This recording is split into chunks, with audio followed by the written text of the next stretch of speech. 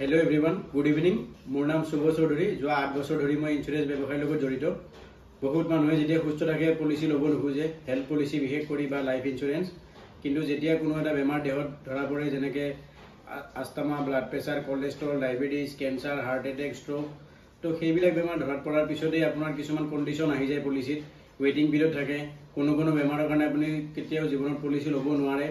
সেইটো কাৰণে আপুনি যেতিয়াই সুস্থ থাকে তেতিয়াই হেল্থ পলিচি এটা লৈ থ'ব লাগে আপোনাৰ ভৱিষ্যতৰ সুৰক্ষিতৰ কাৰণে। কাৰণ আপুনি দিনে ৰাতি যিমানখিনি কষ্ট কৰি ধন উপাৰ্জন কৰে এটা হস্পিটেলাইজেশ্যনতে গোটেইখিনি আপোনাৰ খৰচ হৈ যাব পাৰে।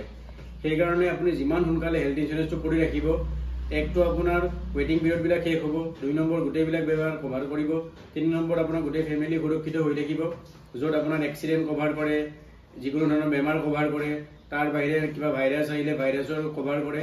আৰু মেডিকেল ইনফ্লেশ্যন আজিৰ দিনত 14% হিচাপত গ্ৰ' হৈ আছে। আমাৰ ইনকাম হয়তো 14% হিচাপত বঢ়া নাই।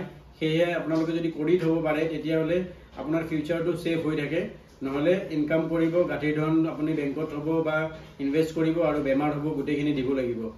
সেইকাৰণে সময় থাকোঁতে আপোনালোকে নিজকে সুৰক্ষিত কৰি ৰাখক। People decline insurance because they are healthy.